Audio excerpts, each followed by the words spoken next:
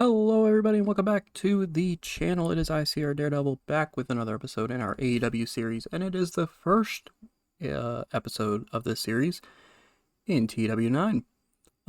It is the go home week for All Out as well, so a lot of crazy stuff happening. You're going to notice with tonight's show that it doesn't quite seem like a build for a pay per view should be. That is because the game, in the process of switching mods or switching, games with this database, all that stuff, decided that they were just going to have a bunch of people on my roster have low fatigue heading into this episode of Dynamite, especially a lot of people who are going to be booked this Sunday. So I had to pivot with a lot of stuff. And put on a show that doesn't really seem like a go-home show for a pay-per-view. But I feel like we've done at least decent enough of a build to the pay-per-view over to be able to kind of, make up for it, I guess, in a way. But yeah, it's gonna be a little bit of a weird show, unfortunately. But we're going to dive into things in front of 4,009 people at the Alfred A. McKethan Stadium. Yeah, that's right. We declined in people showing up for some reason. With a 51 rated segment to open up the show, as Steven Regal and Katarina Waters are backstage in their office, and Regal's checking with Waters to make sure that the rest of this Sunday's show is official. Kind of going over some contracts. Mentioned is Tyler Black versus El Generico. I don't remember if I announced that one was official or not yet, but it is official as of now. Those two will be going at it one-on-one this Sunday. Jake Hager and Sammy Guevara will be teaming up to take on Chris Jericho and Claudio Castagnoli in a feud that's been going on for months now. With the appearance of Claudio into it just recently, but it does get announced as well that the AEW International Championship will be on the line as Johnny Gargano will defend against Frankie Kazarian. And then it also kind of goes over some of the already announced matches. So kind of adding a few more matches to the card, including, and kind of talking about some of the matches already announced, including the Casino Battle Royales that I mentioned for both the men's and women's side. Of course, all the other matches as well that we'll be kind of touching on as the show goes on. Katarina Waters was very underwhelming. That's fine. We're going to be slowly building her up entertainment-wise to be able to not necessarily be on Regal's level, but be good enough at this point that she'll get there. So I'm not too worried about that. And our opening contest got a 67 rating as Matt Sydal defeated Robbie Eagles in 10-16 by pinfall to shooting Sydal press. 56 wrestling rating, 37 crowd rating, even though the crowd is white hot. So I'm sure, why not? 67 for the segment rating. This was kind of a little bit of a preview because both of these men are in the Casino Battle Royale this Sunday. So kind of had a little bit of a preview match ahead of that. And, with the win, commentators kind of be like, oh, well, does that mean that Matt Sydal could win the Battle Royal this Sunday? You'll have to tune in and find out, blah, blah, blah. That kind of thing. But not too bad of a match here for this to happen here. Sydal gets the victory to open up Dynamite. After that, we have a 49 rated segment. Kind of expected maybe slightly better out of it, but that's fine. As we go to commercial break, we come back from commercial break, and standing in the ring is surprise person Matt Marquis, aka the former Aiden English in WWE. He's not officially signed to AEW, so just hold on a second. He's a local worker who we picked up for the night. To kind of help the fact that I had to get some extra people to fill in for matches. He sings about being here, about AEW, about, kind of his little singing thing about AEW and about how this company is really making a mark for itself, and about how but this company, in order to go to the next level, needs someone of his stature, someone like him. And all of a sudden, the music of Miro hits, and the crowd kind of pops because it's like, oh man, these two have a history with each other. Miro comes to the ring and just stares at him, Matt Marquis kind of lowers the mic and is kind of a smile on his face and is kind of saying something to him. But Miro apparently is not about the past, because he immediately lays out Matt Marquis with a clothesline as the referee calls for the bell, and we get a match that gets a 65 rating. Matt Marquis with a 49. That's actually pretty good. I might have to keep that in consideration.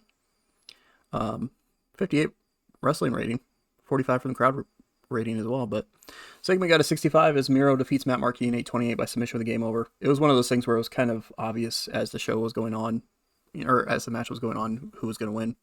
Matt Marquis got in, tried to get in a little bit of offense, but just did not have what it took to defeat Miro.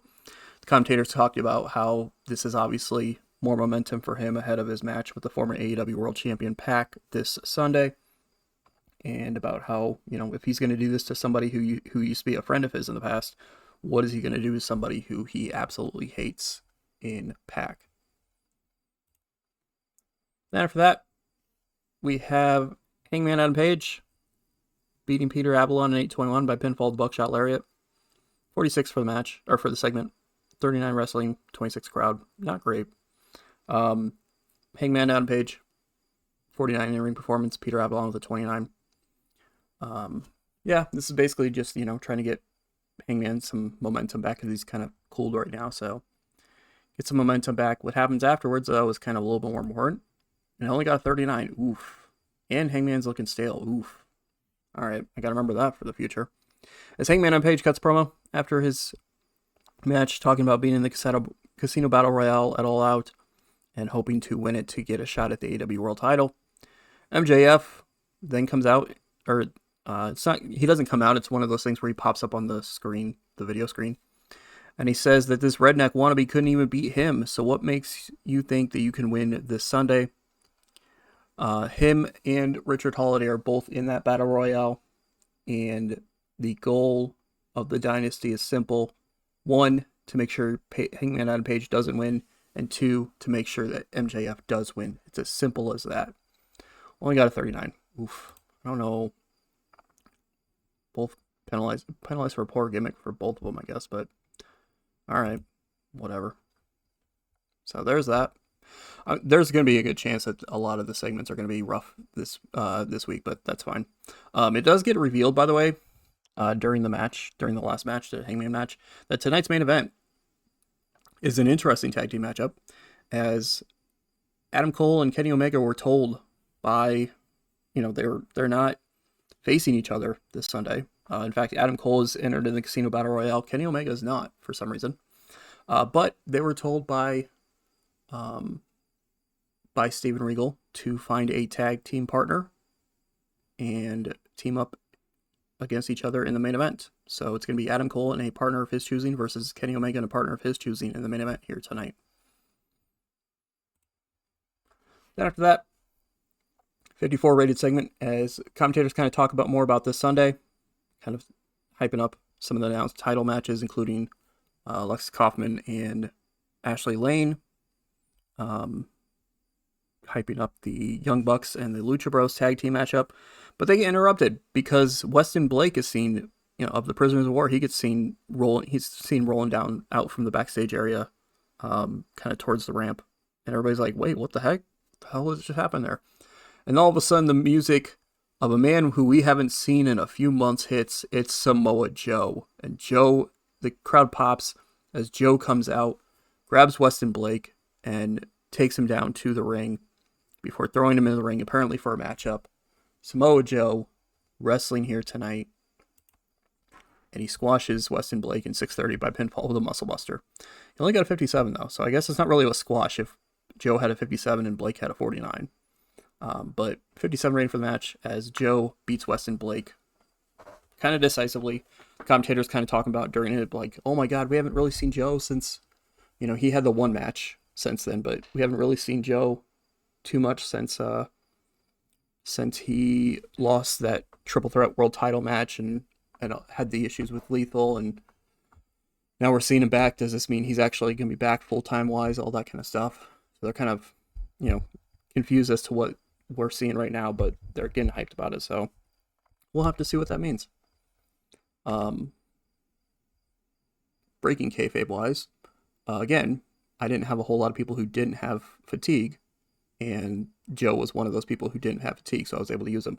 I want to keep using him on screen in matches, but the problem is he is already declining big time. Like, for one, you see he had a 57. That's kind of low. For two, his stamina is down to like 60 something now. Like, it's like 62 or something like that. Like, it's at the point now. And I mean, maybe with the transferring to the new game, maybe he won't be still declining at this point. So maybe we will kind of cheated a little bit with that. But he was declining kind of quickly from the previous game to, in the previous game. So will we see him on TV more? I don't know. I'd have to figure out something, but there you go. Joe has this match. He got 57, which isn't terrible, I guess. Then Andrea Ocampo is standing backstage. She's standing by backstage with the Dark Order's Thea Trinidad. Ocampo talks about why Thea asked for this time. Thea says that she came here to AEW to be with Tommy End. But she also came here to wrestle, which AEW seems to have forgotten about. She says that the men of the Dark Order have a match at All Out against the Thrill Seekers. The Bunny and Riho apparently are not having a match at All Out, which is a surprise to a lot of people. But their match is going to be happening in the near future. But Rosemary is in the Women's Casino Battle Royale. And when she asked to be a part of that as well, she was told no. So she said, fine, if you don't want to put me in there, then I'm going to have a match here tonight against a future victim of the Dark Order. So Thea Trinidad's going to have a match tonight here on Dynamite against somebody. We don't know who. And against 44, she defeats one half of Team C-Star's Delmi Exo in 801 by pinfall with a Tornado DDT. Thea was really off her game and only had a 39. Exo with a 38. Not a good match. Again, another case of who is somebody who is at least recognizable that has no fatigue to him. And Thea Trinidad was one of them. 44, yeah, it is what it is. It is what it is. As you can tell, though, there's a reason why I haven't been using Thea Trinidad too much in ring competition-wise. She's really not that great, but, you never know. You never know what could happen. Maybe we'll start using her a little bit more. We'll see. But she gets a victory here on Dynamite. Then afterwards, we'll go back with Andrea Ocampo once again, standing by backstage. This time with 3 Elite. I don't like that it shows the pictures of people who are off screen in these angles on there, making it seem like they're part of it, even though they're not. But whatever. This only got a 41, 1 because Andrea Ocampo, and 2 because 3 Elite, well, the 2 members of 3 Elite who did speak are not as good of speakers as Davina and Mercedes, but whatever. 3 Elite are standing by backstage with Andrea Ocampo. Andrea asks their thoughts about this Sunday. Io says that Mayu is too focused to speak. Mayu can't speak worth a damn right now. But she plans to make Mercedes pay for everything that she's done to them. Io also mentions being in the Women's Casino Battle Royale and plans on winning it to bring championship gold to the group. And then Kairi then starts speaking and says that Davina has been on a roll since arriving. She's been seemingly unstoppable here in AEW. But Kairi has as well. Kairi's been on a roll, seemingly unstoppable. In fact, her only loss in her time here so far in AEW was in that tag team matchup at Double or Nothing, where they didn't know that it was Davina coming in to be the tag team partner of Mercedes. So she says that this Sunday, she's going to get some revenge for that loss. She's going to hand Davina her first AEW loss. And 3 Elite will stand tall. So there you go. 41. Again, I knew it wasn't going to do good, but I couldn't just have it be a one-sided promo storyline going on. So I need to, especially since obviously if 3 Elite are going to be still around for a while, I need them to be cutting better promos. So I need to keep working on their promo skills, which obviously means that they have to cut promos. So it's what it is. That storyline has enough heat right now to not be damaged too much by this. Then after that, match gets a 50 rating as Trent defeats Bear Boulder 909 by pinfall to Crunchy. Poor match. Trent seemed off his game. That kind of sucks. He had a 45 in-ring performance, Bear Boulder with a 43. Wrestling, they got a 44, but the crowd was not super into it. But it still got a 50 for the segment rating, so there's that. But yeah, two men who aren't in any match this Sunday, but, can go out there and have a match and try and get the victory, so there's that. Then after that, we have a 40 rated segment as Scarlett Bordeaux comes to the ring. And thanks everyone for their excitement of her being here. She says that everyone posted about it after her successful victory last week. Everyone posted about it, and she wanted to post about it herself. So she pulls out a sticky note, aka a post-it note, with a smiley face on it, and puts it on the buckle cover. Because remember, her character is that she's kind of similar to Maria in mid-2000s WWE, where she's kind of playing a ditzy character. So apparently that's her posting about it, was putting a smiley face on a post-it note and posting it on the turnbuckle cover. Yeah, it's as cringy as it sounds. She said that she was so excited about last week that she wanted to do it again here tonight. So she issues an open challenge, which gets answered to some unrecognizable music, when all of a sudden none other than Casey Cassidy comes out from the back. The former iconic person. She's formerly iconic. She comes out and she says, "You truly got to be joking me with this," to a pop from the crowd. Obviously, she's not the one that came up with that term, but the crowd popped anyway for it. Cassidy says that this place just signed someone like Scarlett, while someone like her has to have some sort of proving match here to prove that they deserve a shot on the roster. She says she's going to beat Scarlett here tonight and earn an AEW contract. 40 rating. Again, Casey Cassidy, a local talent who we're using for this case because she was released by WWE in the game a while back, I think months ago at this point, and she wasn't really signed anywhere else, so brought her in for a one-night deal to kind of test out, see how she does. Well, it was what it was. Scarlett Bordeaux defeats Casey Cassidy 9:35 by pinfall, the fast roll-up. 43 rating for the segment, 39 for the wrestling, 33 for the crowd. Crowd wasn't super into it. Scarlett with a 41, Casey Cassidy with a 36. That's not terrible, I suppose, but she probably, she might be rusty a little bit. No, she's not rusty. So she just got a 36. All right. Well, there's that. Yeah, I don't know. We'll see about possibly bringing her in, but Scarlett Bordeaux with the victory, as she kind of does a fast roll-up too, so it's one of those things that Casey's able to kind of like freak out afterwards, talking about how, she's trying to claim how she was being held or something like that, as Scarlett gets the victory and celebrates. So there's that. There's something on the show there. Then after that, we get a video hyping up, just kind of highlighting Jay Lethal's AEW World Championship reign so far, as well as Jon Moxley's recent victories so far. While both men talk about the match this Sunday and talk about, Lethal talks about how much the AEW World Championship means to him. Moxley talks about how great it would be to hold the championship here in AEW. And, just kind of hyping up the match this Sunday with a video package. Gets a 57 rating. Then the main event gets a 74. Holy crap, that helped save the show. That's Kenny Omega and his surprise tag team partner, Cody Rhodes, defeats Adam Cole and his surprise tag team partner, Brian Cage, in 14:49 when Rhodes pins Cage with a crossroads. So you see that Omega and Cole were not involved in the actual finish. Crowd rating got a 54. Wrestling was a 69. Segment was 74. 69 from Cage, 66 from Cole, 68 from Cody, and 72 from Omega. Gaining heat for the storyline. So there you go. Kind of one of those things where, the crowd was super into it. Well, not super into it, but they were into it. And Omega and Cole were fighting with each other when the finish happened, with Cody getting the victory. So, kind of interesting. Cody and Cage, both men, kind of in that world title picture still, wanting to prove themselves as well. So, of course, they wanted to be a part of this main event. Of course, there's obvious history with Kenny Omega and Cody Rhodes in the past of Bullet Club stuff. And, of course, Adam Cole at one point was feuding with Cody Rhodes. So, kind of and, of course, Brian Cage and Kenny Omega feuded at one point, too. So, it's kind of a interesting web of stuff going on here with this match. But there you go. Dynamite gets 67. Loss of popularity in one region. Oof.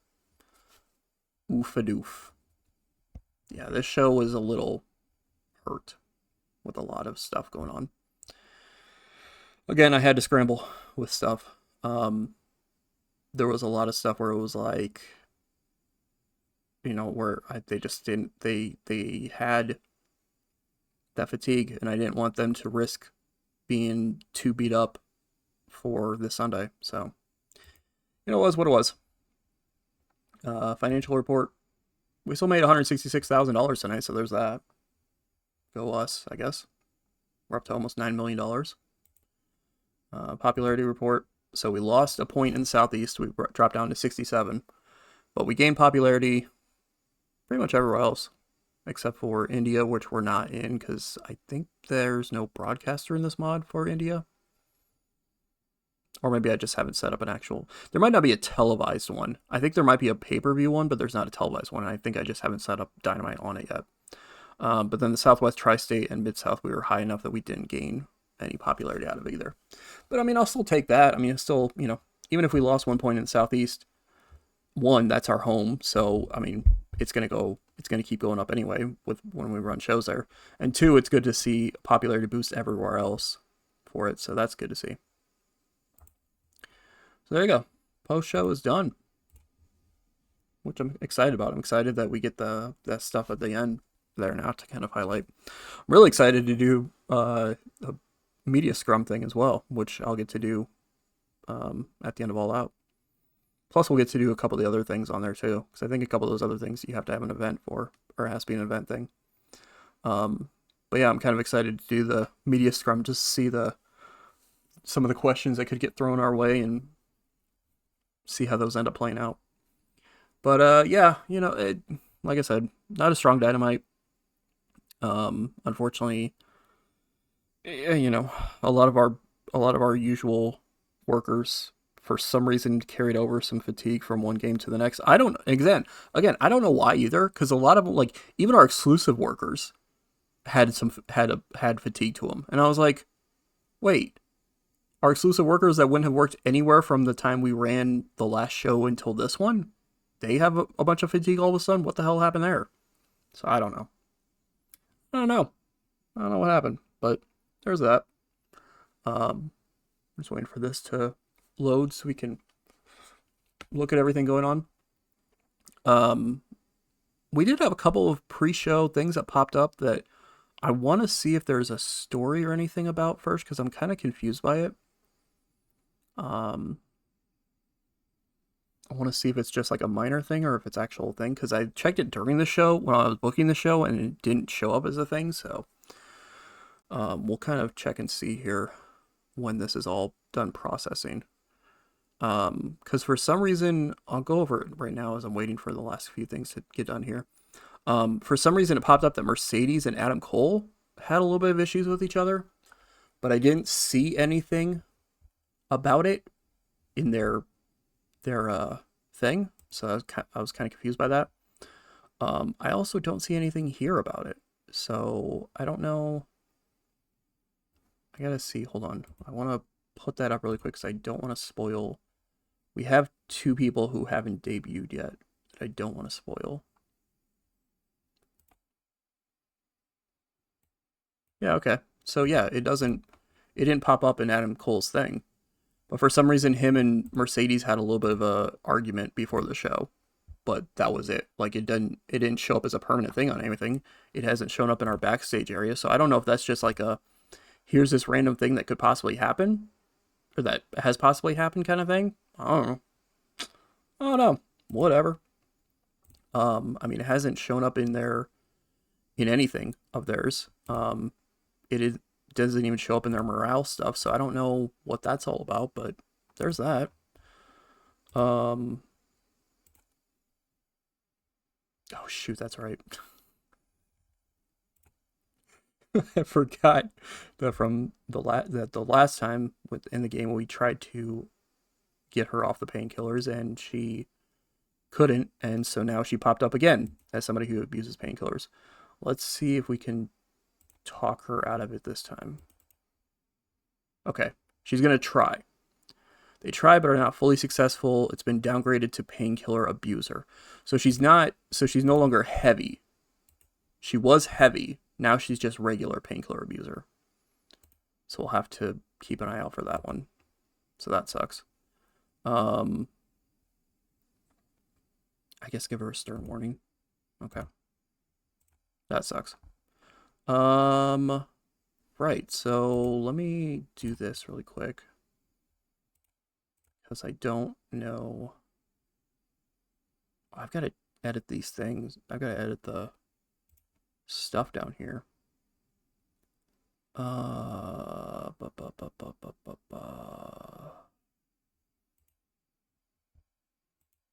don't want development. I want rating center. Sure. There we go. So 1.5 million people, almost 1.6 million people watching Dynamite this week. NXT had 1.1 million. I don't know what the hell caused that to happen. Suddenly there was a jump in NXT viewership from the last week in the previous game until this one. Society's Rejects defeated Perfectly Violent in a cage match. There was 3 cage matches on NXT this week. What the hell? That's awesome. So I got 56, 46 for NXT UK's show. Yeah, we got a 2.11 TV rating. But, yeah, there was that. Lacey Evans, Vanessa Bourne are bonding in NXT, as is Reina Gonzalez and Jessica Carr.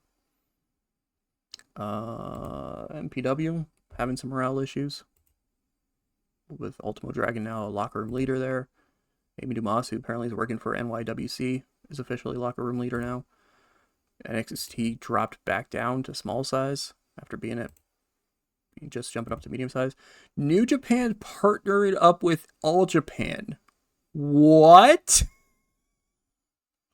Hold on a second. What? New Japan publicly announced that they will soon begin sending workers to All Japan to get the opportunity to develop in a more forgiving environment. So they're going to be sending developmental workers. They're going to be sending people developmentally wise to All Japan. Yeah. All Japan's agreed to accept developmental workers from New Japan. What in the world is this?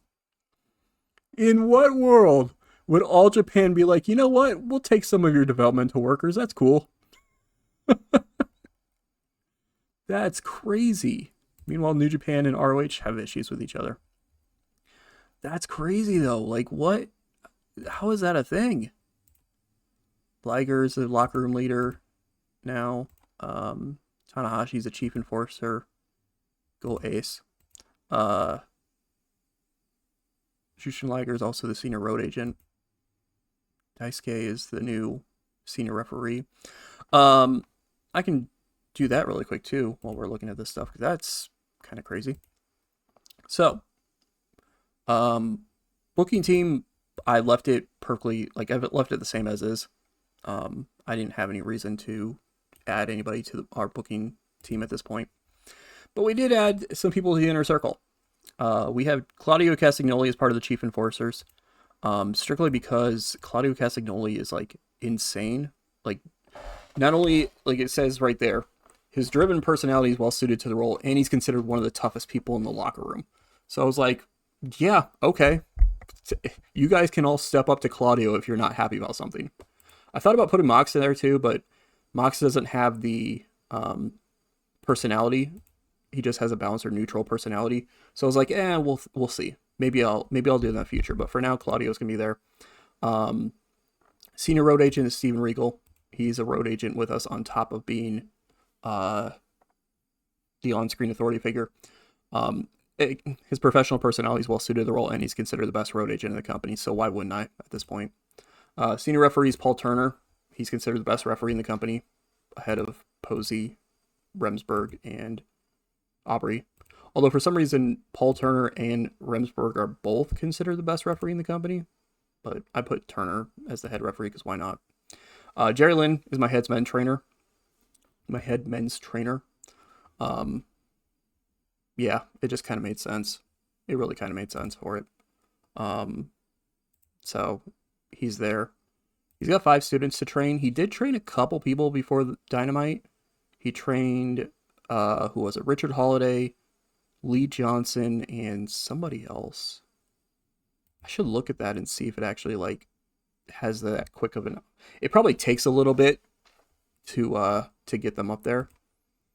Yeah, it probably takes a little bit to get them up there, but I also figured that if anybody's going to become a protege of somebody, it would, it'd be cool to have Jerry Lynn be that.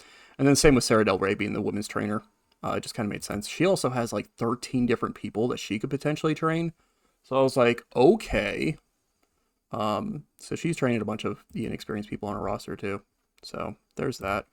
Let me put that up really quick because, again, spoilers. Who did I say? Lee Johnson.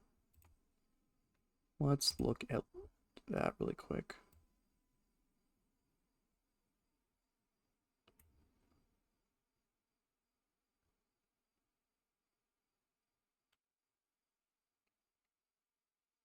Sorry, I could flip that over. You can't see the 2 people I'm talking about right here anyway, so. Yeah, it doesn't look like anything got upgraded. So maybe it's going to be one of those things that will take a couple of times training with them to get any sort of increase in it. But there's that. So yeah, there's our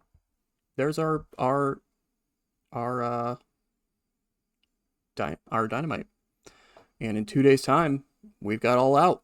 We will be having All Out with our big show as it is, which we can go over in the pre-booking thing, because nothing in this show, or nothing on here, reveals any debuts, so we're fine. So, we have Ashley Lane versus Alexa Kaufman for the AEW Women's World Championship. Of course, these are in no particular order. That one, Ashley Lane is in possession of the championship right now. Those 2 have been feuding with each other for a few months now. Alexis finally looking to try to put down Ashley Lane and get rid of her once and for all. I have mandatory pre-booking turned off because since we jumped over the new game, in order to pre-book this in time, it wouldn't have mattered, as you see there. But in TEW 2020, we had it pre-booked with the pre-booking on, and it was set to do really well. So we also have Davina versus Kairi Hojo in something that's been building up ever since Double or Nothing when Davina made her AEW debut. Those 2 set to fight with one another. And speaking of, we have Mercedes versus Mayu Iwatani. That one goes back even further, with Mercedes being here for a lot longer and going through 3 Elite. She defeated Io Shirai, and she was set to face Mayu Iwatani, but Mayu got hurt at the time. She ended up facing Kairi Hojo, and Kairi beat her. Mercedes, that is. So step 1 of getting herself through the 3 Elite, as Mercedes has claimed in the past she wants to do, is to have this match with Mayu Iwatani once and for all. And that'll be happening this Sunday. We also have the International Championship on the line. Johnny Gargano defending against Frankie Kazarian. Gargano been the champion ever since the debut of the championship, winning the ladder match at Double or Nothing. He's been defending against anybody and everybody who stepped up, but recently Frankie Kazarian made it clear that he wanted a title match, but he didn't want to answer some open challenge or have a one-night thing. He wanted a title match on pay-per-view, and so it is happening this Sunday. We also have Sammy Guevara and Jake Hager taking on Chris Jericho and Claudio Castagnoli. The inner circle exploding within. Jericho started losing, according to Hager and Guevara, Jericho started losing his mind. The inner circle started losing a bunch ever since Jericho couldn't take the AEW World Championship from Pac at the time. They started losing a bunch of matches here and there, and Hager and Guevara finally got sick of it, turned their backs on Jericho, attacked him when Claudio made the surprising save to help out Jericho, and that leads to a tag team matchup happening this Sunday. We have the Men's Casino Battle Royale. You'll be able to see the participants here. That's fine. There's not any spoiler with it. It is set to be a 20-person battle royal because you can't do 21 in this game. Well, you couldn't do 21 in the TEW 2020. Technically, I could have changed it in this, but it carried over the Casino Battle Royale pre-match thing, so I would have had to do like Casino Battle Royale 2 or something like that to get it as 21 and 1. But it's a 20-person battle royal, because that's fine for me, honestly.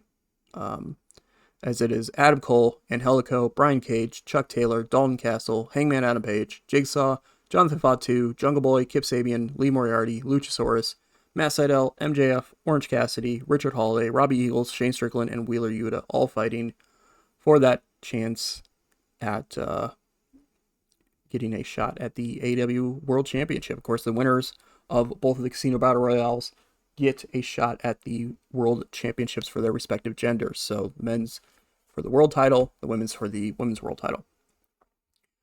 Speaking of, the women's Casino Battle Royale is going to be happening as well. Alicia Edwards, Anna Jay, Dr. Britt Baker, DMD, Gianna Daddio, Hikaru Shida, Io Shirai, Camilla Kane, that is, Kaylee Ray, Chris Statlander, Kylie Ray, Leva Bates, Maki Ito, Martina, Mia Yim, Penelope Ford, Priscilla Kelly, Roxy, Rosemary, and Zaya Brookside all in that as well, with one of those women getting a shot at the AEW Women's World Championship after All Out, that is. Continue on. Miro and Pac going at it one-on-one. Miro has been wanting to move up the ladder to get himself into the world title. And up next in his path is Pac, the former AEW World Champion, who is still considered one of the top people in this company. Miro has made it clear that he is targeting him. They've been having their brawls. They've been having their battles with each other. And it will come to a head this Sunday. We also have the big 8-man tag team matchup. The Dark Order versus the Thrill Seekers. This came about sometime after the Dark Order lost the tag team titles, where they just lost their minds, really. They just got upset about everything that happened, and they decided to take it out on the Thrill Seekers for some reason. We still don't know a reason why they have, but they've been targeting the Thrill Seekers. The Thrill Seekers have been trying to do their best to fight back against them. They've pulled off a couple of surprise upsets over them, too. Desmond Xavier beating The Blade, and Zema Ion beating Evil Uno, if I remember right. But can the Thrill Seekers keep up that momentum this Sunday against the Dark Order, especially since one of the members of the Dark Order is the undefeated Tommy End? Of course, the match that's also been booked, or that's been building up for a few months now, Tyler Black taking on El Generico. These two men have some history with each other when it comes to a different company. But here, El Generico, just been trying to do his thing. Tyler Black showed up here in AEW and said that he was going to be the best generational talent in professional wrestling today. And apparently decided to start having issues with El Generico about it. Decided to start having some complications with him there. And the two have been going back and forth at it for a little while now, and will be having their match happening this Sunday. And then, of course, the two biggest matches on the card, not taking anything away from any other match, but because of how much there is behind it. The top two tag teams in AEW, the Lucha Bros taking on the Young Bucks for the AEW World Tag Team Championships. The Young Bucks defeating the Dark Order for the titles a while back, and they haven't really defended the title since then. The Young Bucks, this is going to be their first title defense since that point. But they have one hell of a challenge ahead of them, as the Lucha Bros have been building up some momentum on their side as well. They started having issues with each other after the match was announced. They started having issues with each other as part of an 8-man tag match that they lost, and then started having complications with each other. They had the main event last week where the Death Triangle beat the Elite, with Fenix pinning Matt Jackson, if I remember right. So the Lucha Bros have the Young Bucks number. Can they have it again, this time with the tag team titles on the line this Sunday? And of course, the main event, Jay Lethal, who's been an AEW World Champion since Double or Nothing after finally taking it away from Pac. He has been at the top of AEW. He has defended it a couple times, even against the surprise debut of Claudio Castagnoli. But with the AEW rankings that became a thing, the number one contender for the AEW World Championship was announced as Jon Moxley. Lethal didn't feel like he deserved a title match. He didn't feel like Moxley has done enough to deserve that. Moxley has had to deal with the attacks from the House of Truth. He's had to deal with the fact that he had to take care of his issues with Brian Cage once and for all. And now he fights for the AEW World Championship this Sunday at All Out. So that is the rundown for this next show. It'll be happening in the next video in this series. So thank you all for watching. I know it's a little bit of a longer one, but I wanted to make sure I did the rundown because why not? Give it a little bit more hype on top of it. Thank you all for watching. Definitely appreciate it. And we will catch you in the next video in this series for AEW All Out.